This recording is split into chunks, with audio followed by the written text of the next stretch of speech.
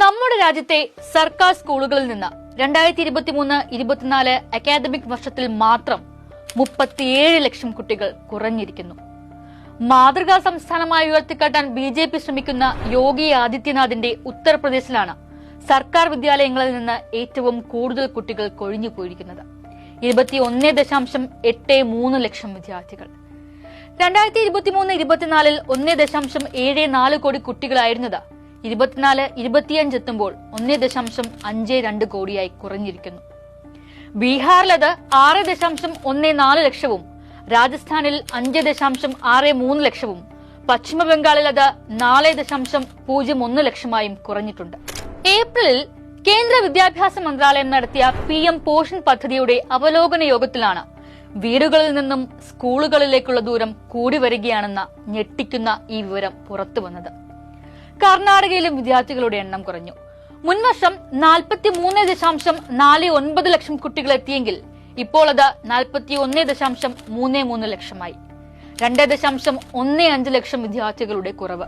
2018-19 മുതൽ 21-22 വരെയുള്ള വർഷങ്ങളിലെ കണക്ക് unified district information system for education പുറത്തുവിട്ടപ്പോഴാണ് സർക്കാർ സ്കൂളിൽ വൻതോതിൽ കുട്ടികൾ കുറയുന്ന വിവരം പുറത്തു വന്നത്. അതിന്റെ തുടർച്ചയാണ് പുതിയ കണക്കുകൾ. കുട്ടികളുടെ എണ്ണത്തിന് പുറമെ കുട്ടികൾക്ക് പോഷകാഹാരവും നിഷേധിക്കുന്നതായും റിപ്പോർട്ട് ചൂണ്ടിക്കാണിക്കുന്നുണ്ട്. പശ്ചിമ ബംഗാളാണ് ഇതിൽ മുന്നിൽ നിൽക്കുന്നത്. 8.04 ലക്ഷം കുട്ടികൾക്കാണ് ഈ അധ്യയന വർഷം പോഷകാഹാരം നിഷേധിക്കപ്പെട്ടത്.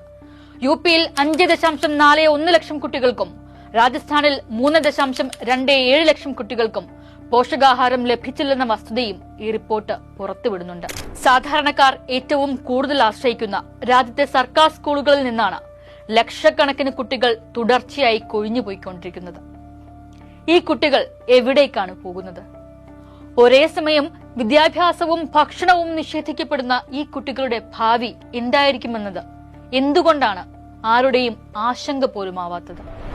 ഹരിയാനയിൽ +2 ഒറ്റ കുട്ടി പോലും ജയിക്കാത്ത 18 സ്കൂളുണ്ടെന്നും 82 സർക്കാർ സ്കൂളുകളിൽ വിജയശതമാനം 35% താഴെ മാത്രമാണെന്നും 13 കുട്ടികൾ പരീക്ഷ എഴുതിയ സ്കൂളിൽ ഒരാൾ പോലും ജയിച്ചില്ലെന്നും വെളിപ്പെടുത്തുന്ന ഈ റിപ്പോർട്ട്. അടിസ്ഥാന സൗകര്യ വികസനം പേരിന് പോലും നടത്താത്ത നൂഹ് ജില്ലയിലാണ് കൂട്ടത്തോൽവി. ഏറ്റവും കൂടുതൽ കൊഴിഞ്ഞുപോക്കും വിജയശതമാനക്കുറവും സംഭവിക്കുന്നത് ദലിത്, പിന്നാക്ക, ന്യൂനപക്ഷ വിഭാഗങ്ങൾക്കിടയിലാണ്.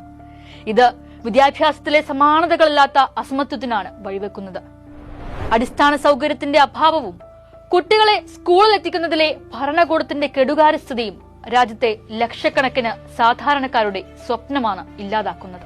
മെച്ചപ്പെട്ട വിദ്യാഭ്യാസം എന്നത് പണമുള്ളവരുടെ മാത്രം സ്വപ്നമായി അവശേഷിക്കുകയാണ് ലോകശക്തിയാവാൻ മത്സരിക്കുന്ന നമ്മുടെ രാജ്യത്ത്.